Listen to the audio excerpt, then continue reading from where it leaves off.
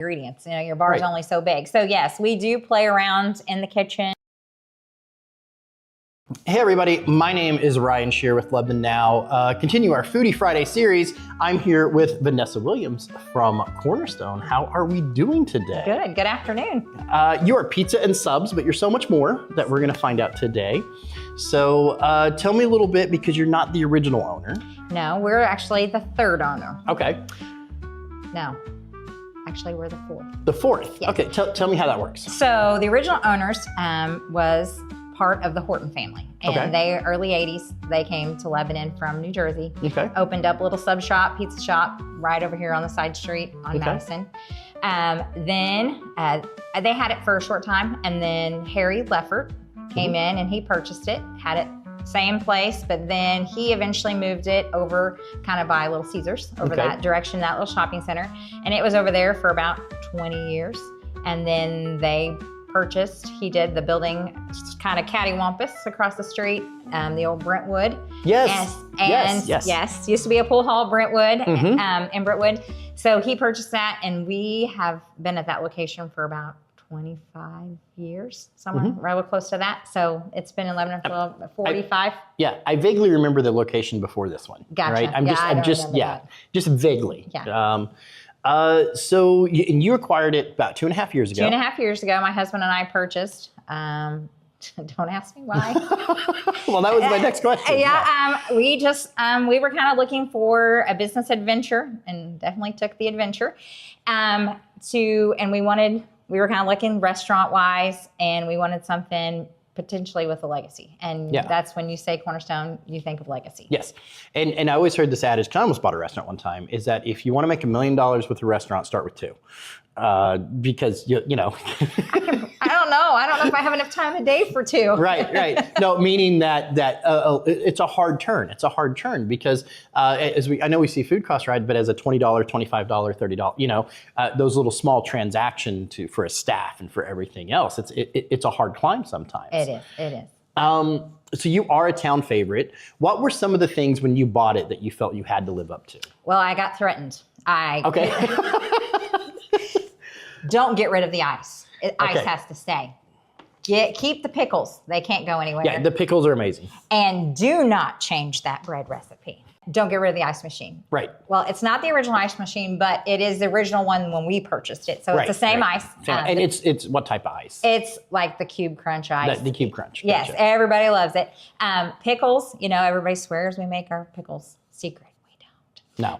We purchased those, but they are definitely a town favorite. We have people come and buy them by the jugful. You can buy them by the gallon from me. So we have people bring in their own containers, or we provide containers so they have their pickles. And then the bread is the same recipe that it's always been. So we were discussing, you go in and hand make that every day. Every day. We make a little over 100 loaves every day of bread plus doughs. So we can, some days, like this morning, I made probably 100 doughs. Some days I go in and make 50 doughs. Yeah. But we always make at least 100 plus of bread. And it's hand cut, hand done. I start about 4:30 every morning to make sure it's good and fresh and ready to go every day. And that's bread, and that's your sandwich bread. And your garlic cheese bread, anything like that. Anything that has a bread part to it, Gotcha. That's what starts in the morning. And then the doughs are like for the strombolis, pizza, all of those things. For that is the doughs. Do you sell the bread, just bread? Can I just come in and be like, hey, can I have a loaf of bread? Yes, you can come in and just buy a loaf of bread. We do have people, especially if people are passing through or out of town, they come in like, hey, can we get a loaf of bread? Or but yes, and we've actually been selling our pizza dough as well, because everybody's been purchasing these at-home pizza dough or pizza makers. Pellet stoves, things like that, flat top. And so people have been actually coming in and purchasing our raw dough, because it can be frozen or refrigerated. So you guys are really known for your pizzas and your sandwiches, but I see spaghetti here. And since you guys have taken over, have you put more things on the menu? Yes, we have. So like the spaghetti's original. One of the things, like I say get in there at 4:30, but we slice all of our own meat. We slice all of our cheese. Most of the sauces are made homemade, like the spaghetti sauce, the marinara, the pizza sauce, all that is made homemade. So we have to come in, and that's a lot of prep work. So we've added chicken salad. We've added other salads, other types of pizza.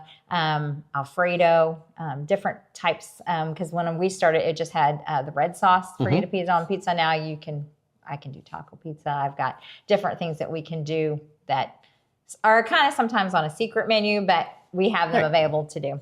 So you're not going to divulge any of that secret menu? Okay. Not yet. You got to have new things always coming. Right. And do your employees, because I know when I worked at a restaurant, because I worked at a lot of restaurants when I was in my younger days, your employees were really good about finding new things to make, because you can only eat the thing so many times before you start getting like experimental with it. Yeah. Oh, absolutely. And then there's only so much room for certain ingredients. You know, your bar is only so big. So yes, we do play around in the kitchen, try different toppings, different sandwiches, different meats, combinations, things like that. And yeah, there's some stuff that we try that no one else ever gets to, you know, just because I don't know that would really sell, or that didn't really taste like I thought it was going to taste. Yeah, no, that's always the worst when in your mind you're like, hey, I'm going to do the thing, and it may take you 20 minutes to make that, and you don't have 20 minutes to make that every sit down for every person. So, what is your most popular selling item? Well, I've kind of brought those. Okay. So, let's start. Meat Lovers Pizza. Meat Lovers Pizza. It's one of the top ones. It's got all the meats. All the meat. It has Canadian bacon, beef, pork, Italian sausage, bacon. It has all the meats on it. Pepperoni. That's the number one probably selling pizza. It and the Supreme, but that is definitely a favorite. Another favorite is the good old Stromboli. Get this up here. And now, I mean, you cooked it, you know, not here, but that's what this camera's for right here, is just so we can get a good view of the pizza. And as I take a bite of this, then tell me about the Stromboli. So Stromboli, everybody's like, well, what is a Stromboli? It is basically a calzone. So all the meat, cheese, veggies are all inside. And then the sauce is on the outside. So this one is... I mean, one I want to comment on this pizza. So good. Like, meat lovers are hard to pull off right, because they're either too salty or there's an overpowering, but that is great. So Stromboli's a little bit hard because you got to put everything in there, and it can't be super runny, juicy. And so we actually use a special ham that doesn't have as much water in it. But that one has onions, green peppers, and mushrooms with cheese. And do you make them per order? Yes, they are made to order. So that was one thing that I added to the menu whenever we purchased it, was make your own. Because a lot of people didn't realize I could make my own. You don't just have to get it with ham and salami. Because there's certain things that maybe somebody doesn't like. And there's some people who can't have cheese. So like we have a guy who comes in about once a week, twice a week, and he orders one with meatballs, pineapple, cheese, no cheese, mushrooms, and green peppers. And so he puts meatballs and steak and all kinds of different things in his, but he doesn't have cheese. Whenever I come, this is how I always make deals with myself to be a fat kid, right? Is that I will walk down to your place from here, right? I'm like, if I walk, it's fine. And then, that's what I do. I just pile everything that I absolutely want in there. All right, and what's So our number 2 sandwiches, hot ham and cheese. Of course. Hot ham and cheese, and that's everybody's favorite. Some people say, I've never had anything other than a hot ham and cheese. So that's just a hot ham and cheese. I'm going to take some stuff off of here. I was going to say, that's fine. It just has lettuce and tomato on it. And then our second number one seller is what we call the cheesesteak. And so this one is our steak with fried onions, fried green peppers, and provolone cheese. So I just want to go back to this. These are heavy sandwiches. Yeah. And they come in half and wholes, right? Yeah, so you're eating a half. That's a 7-inch sandwich. And it's hard. I've eaten one of these before. It's a big boy meal. There's a lot of bread. There is a lot of bread. Now, on the only thing about, and it is, the Philly steak is my favorite thing that you have, and that's generally, I get that or this. I'm not a big green pepper fan. So I like the fact that I can switch those out for onions and do the thing. So tell me about the spaghetti. So spaghetti meatballs, like I said, our meatballs, we don't make those homemade, but they are some of the best meatballs that you can get. And we also use those on our meatball parm sandwiches too, which is another top seller. And then, like I said, we make the marinara sauce in-house. It's all made with, and it's the same sauce that we use with our Strombolis. And I had the luck, and I'm just going to have to do this, right? Because I don't have a fork. So we're just going to do it like this. But yes, so the meatballs, and we're going to try one of those. Because I had one last night. Gotcha. And it was great. Yeah, so they are pork and beef. That's another big thing that people ask. Okay, they have any pork? Especially with all the alpha-gal and different types of eating right now that everybody's kind of avoiding gluten. And we actually can make most of the stuff in gluten-free options. So we can do a crustless stromboli or a crustless pizza. We do sandwich bowls. You know, we have a big group of guys from one of the factories. They come in and they all order no bread, but they want a steak bowl. So we load it up, steak, cheese, all the veggies, all the good stuff, and no bread. And yeah, that's a big question I always ask on this show is what are your options, you know? Because my wife, she's gluten-free. She actually has celiac. She has to be very careful. Yeah, and we also have a couple of doughs that we don't make. We actually purchase that are cauliflower. It's cauliflower based, but it's a gluten-free. And then we have a gluten-free, another crust. Yeah. And we use those. And when people like your wife come in with celiac, we treat that with rubber gloves. And they can't, you know, we have certain protocol that we take precautions because we do have people, kids, adults, and now it seems even more. So it's just more popular, more prevalent that people have some type of food allergen to that. It may be alpha-gal or it might be gluten-free or something. And you guys don't mind doing that at all? No, absolutely not. You know, like I said, we have, everybody's trained to use it, to do it, so that whenever somebody calls, and a lot of it is our regulars, because we know, there's a family that I know when they call in, I know how we got to treat it with special care. Yeah. Because I think a lot of people, and my wife included, she's just like, I don't want to go bother people. I don't want to. And I assure you, as somebody who used to work in restaurants all the time, you want them to enjoy your place. Yeah, everything is made to order. So for you to tell me, hey, I don't want cheese on that, or I can't have cheese, or or they say, hey, does your bread have milk, or does it have eggs in it? No, it does not. Our bread is very basic. That has no preservatives, so that's why we have to make it fresh every day, because it doesn't withstand shelf life. It doesn't really have that. So that's why we make it fresher. It literally has flour, salt, sugar, liquid, margarine, and water. Yes, and yeast. Yeah, and you can tell. I'm going to do I'm going to do the camera piece here. Yeah, I guess we can. Yeah, you can tear one of those. Yeah, it doesn't matter. All right, so we're going to do this under the camera. We're just going to tear that open there. Hopefully that's a good shot, right? And hold the bread up there. I'm a big bread eater, and that was a big thing when I started losing weight and being on a diet. But good bread is just good, like it is. So do you ever like just take some home and just do this? Yes, absolutely. Yeah, I put a little bit in the microwave, warm it up just a little bit, take a little butter to it. Yeah. Of course. Yeah, no, it's good. And sometimes in the morning when I'm there, I'll make cinnamon toast with it. So yeah. I was going to ask you guys do any dessert, anything? We have our brownies, which everybody loves, but no, just because we don't, when we're in the mad heat of dinner and lunch and things like that, we don't really have time or the space to do a lot of dessert options. Right. And that's one thing that I hope, we've been experimenting with some of the dessert options, but they're just really hard. They're really hard unless you buy something pre-made, and that's just really not what I want to do. I want to make something that has our signature on it, that we use our stuff, and like I said, it's rather hard sometimes to find that right. And I love that value in what you do is that you're wanting to have as much homemade and as much stuff made there. Yeah, well, and when people come in and when it's been around for 45 years, that expectation is there, and so you definitely don't want to disappoint when, hey, this is their one stop that they make while they're in town, because they only come through ever so often, or they come home for Christmas to see their mom and dad, and they want it to be the same as it was when they were kids. Do you guys do any sort of catering, order out, stuff like that? Yeah, so our huge demographic is carry out. Lunch and dinner, we have our dine-ins, but from 4 o'clock till 6:30 at night, that phone rings constantly, and a lot of carry out. So that's a huge demographic. We don't do DoorDash. I was just getting her to ask. You're not doing we're old school. We're old school. We'll do you curbside. You can call and we'll bring it out to you, so you don't have to get out of the car. Or you can come in and get it. But yeah, I'm a little leery of DoorDash. I hate to say that, but I kind of am. We do carry out and curbside. We do catering. So like I've did weddings, rehearsals, school events, church events, things like that, team events. We're always feeding the football team or the volleyball team or the basketball team. We're always feeding them.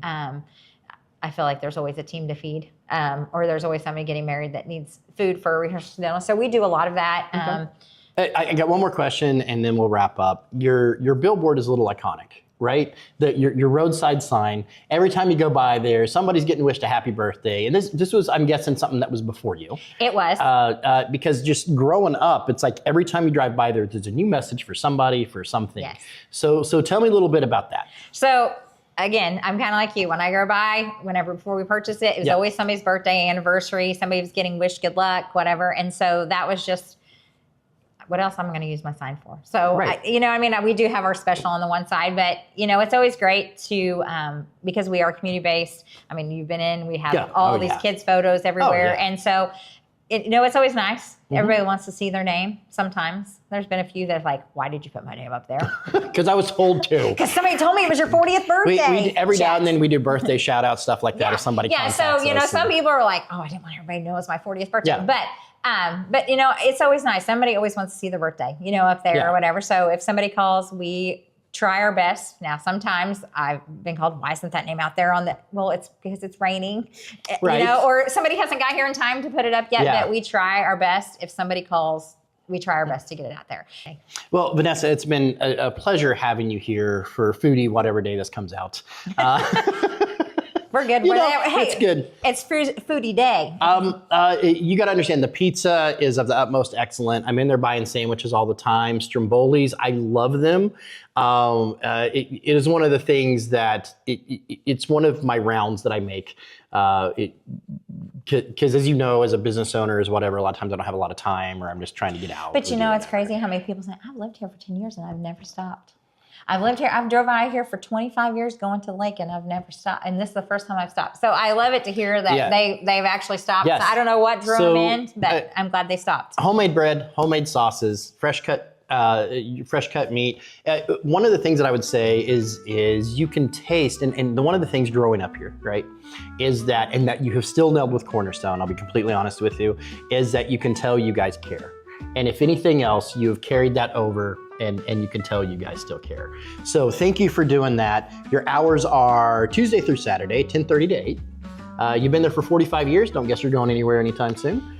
That's no plan to move anytime soon. So you should be able to find us. And you're at 399 South Jefferson, which is right kind of by... right next to City Hall. Not right next to City Hall. O'Reilly's, the car wash. Yeah. So right there in that, just midtown, really, really easy to find. Thank you again, Vanessa. And if you have any questions, just call Cornerstone, and we'll put all their information in there.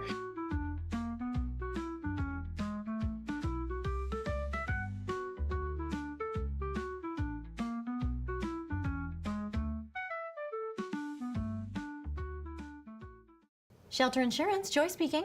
It's Aubrey. I need to file a claim. How can I help? When I got home from school today, I found the house completely in shambles. All the windows are broken, the roof is ripped off, and the kitchen is destroyed. Put your brother on the phone. Mitchell, Mom's on the phone. When the unexpected strikes, see Shelter Agent Kim Breeden or Affiliate Agent Crystal Thompson in Lebanon. It is estimated that nearly 25% of the population of the United States, some 70 million people, will use illegal drugs or misuse prescription drugs this year. It's unknown how many of them using illegal drugs will fall into chronic drug use. The illegal use of drugs will cost the United States some $120 billion annually and kill 213 people daily in this country. The personal cost of addiction is often the loss of family, freedom, years of abusive relationships, and homelessness and missed opportunities. Our guest today is no stranger to the rough and rocky road of drug addiction. She has spent much of her life in prison, spurred by her addiction. But her story of recovery and redemption is an amazing story. She is now a counselor for Lane Change in Lebanon and spends some of her time back in jail, now as a counselor helping people that are confined in jail with the issues that plagued her for many years. I'm David Millsap, and in the box today is Stacy Dismayne Wright. Stacy, welcome. And we have an interesting relationship, you and I. in March of 2021, when I was sheriff, we executed a search warrant on a homicide case, and we were looking for drugs as well. You were at that location, not involved in the homicide investigation. You were arrested for possession of methamphetamine, not the first time that you'd been arrested. No. I looked at you and I said something, Stacy, I've been dealing with you since you were 14, and you looked at me and said, since I was 12. But that was the beginning of a new era for you, that arrest on that day. What clicked that day in March of 2021? I was certain that whenever they charged me with prior persistent, that is a non-parolable offense, and I was facing up to 35 years. And my mom is ill, and I was certain that my mom was going to be dead by the time I got home from prison. And so I knew that day that I had to change my life. I had only been relapsed for approximately 3 weeks. And it was the most miserable time that I had ever, within 5 days, I was suicidal. 5 days into a relapse and suicidal. That just speaks to how lonely and desperate you become so quickly.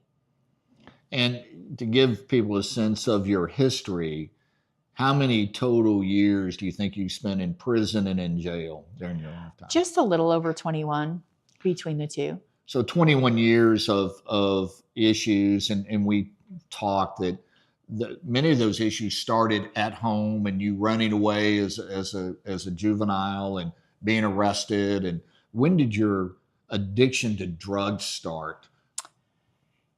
So alcohol 10, meth 13.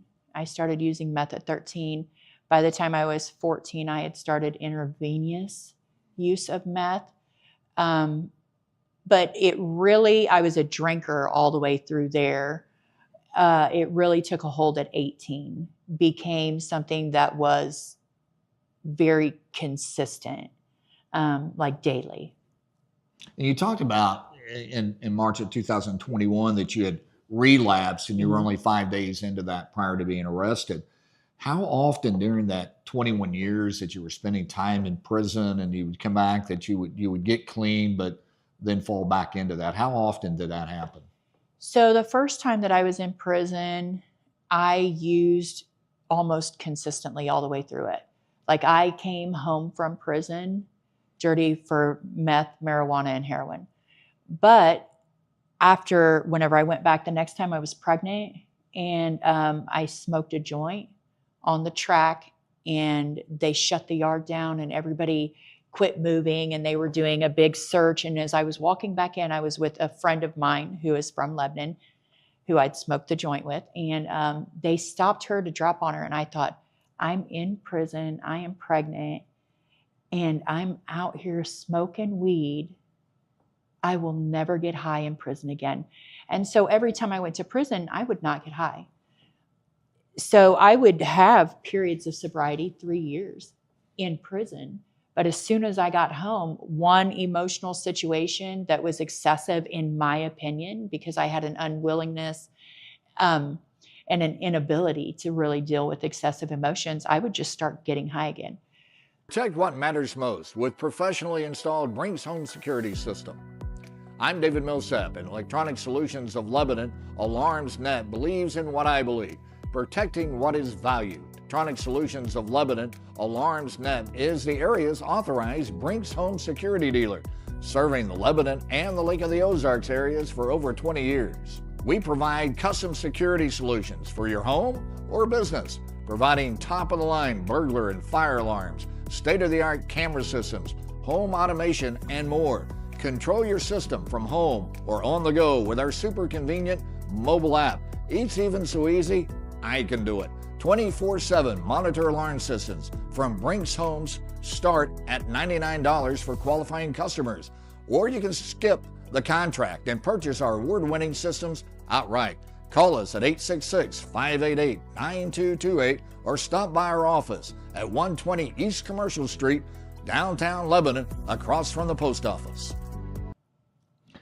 And when you talk about going to prison. And I think that people need to understand that, say, well, I've never had a relative that had a drug problem, or I've not experienced that. The drug problem in Laclede County or any county, it doesn't make any difference, touches everybody, because that addiction spurs other criminal activity. You didn't always just go to prison because you were in possession of meth. There were times when you're out stealing, those types of things, and you get caught doing that violates a parole or probation. Actually, David, I've never had a stealing case. Oh, really? Well, I had one, and I was found not guilty of it too, and was found not guilty on both of those. I was a drug dealer, not a stealer. I thought it was one of those cases where I thought that I was better than people who were stealing because I was dealing, which one feeds the other, right? Chronically, right. And I think that was my point. If you think you've never been touched by the drug issue, you have, but you have, because your insurance rates go up, because theft goes up, or whatever it may be, and then those that fall into addiction often, and that's not an excuse for the behavior, but are abusive to other people in relationships. Yes. And that may spur the victim of that abuse, which 85% of the time is women, to get deeper in their addiction, correct? Absolutely. Well, it causes PTSD. And I do a group called Seeking Safety that treats both PTSD and substance abuse at the same time, which is nearly unheard of. But one feeds the other. Just like criminal activity is fed by drug addiction, substance abuse is fed by PTSD, and PTSD is fed by substance abuse. It all goes hand in hand. Whenever you walk into Walmart and you see the big screen and it's got your face on it and it's got facial recognition, that is from drug dealing. That is a direct line from drug sales and drug addiction, because people have robbed them. So now you go back into jail. Yes. And I want to take you back to the time when that first happened. So you get arrested in 2021. You're looking at life in prison, and your mother's ill, so you know that the likelihood of you being here during crucial family times that's not going to happen. Right. You had other relatives that you were mentoring in criminal behavior. Tell me about that. So I didn't raise any of my own children, but I helped my sister to raise hers. And I just really taught them that it was okay to be an inmate. It was okay to be a drug addict, and it was okay to go to prison back and forth as many times as you did, as long as you didn't tell on anybody. That was your job, was to be the best drug addict and inmate that you could be. And not give up that information about what was going on. And I shared with you that the name of the show is In the Box, which is taken from that. When we would do interview and interrogations with people, we'd call that you were in the box with somebody. You've been in the box many times. Many times. Questioning about a variety of things. It's odd for you and I to sit here and have a discussion, isn't it? It is. And I'm so proud of you and the you. way that you have battled through this, survived this, and now you're making a difference in other people's lives. So you walk back into that jail in 2022 after graduating from drug court as a counselor for lane change. That must have been a surreal moment. It really was. So I started working at Lane Change, and Lauren said, "Do you want to go to the jail?" I said, "If they'll let me," And so that day they took my information, and that next week I got to start. And so it is one of my passions. It really is. I talked to, you started that while I was still sheriff, and I remember talking to a couple of the commanders in the jail, and they would talk about how well you would do with the inmates, because not only have you been there, you know when to call them on stuff that they're lying to you about, because you've been there. So how do you relate to them? How do you talk to them about their addiction? Very brutally. with love. Right. Because you can't run game on me. I've run all that game. And I let them know that I am there because I am passionate about them never having to come back to jail. I am passionate about them never having to suffer through substance abuse again. It is always going to be a battle. Like even now, it's not always easy to stay sober. Right. And so when you're sitting there talking to them, and you must have been in that situation at some point. I don't know what was available prior to I becoming sheriff in 2017, but there's always been jailhouse ministry, and in prison you get a lot of that as well, Yes. And counseling and all that. How do you get them to buy into the things that you didn't buy into? Well, I think I probably just have a different approach. Like, I am an inmate. At my core, that is what I was for so many years. And I am also a living testament that if you put in the work, you develop emotional intelligence, you develop good decision-making skills, you learn how to structure your own life, and you deal with the trauma that kept you up in the middle of the night. Have you ever been asleep and woken up and you're short of breath and there's a pit in your stomach and you just are, your mind is racing? Those are the things that keep addicts in their addiction. So I encourage them, let's work through that. Let's do a fourth step. Let's do step work. Let's do seeking safety and figure out what your red and green flags are.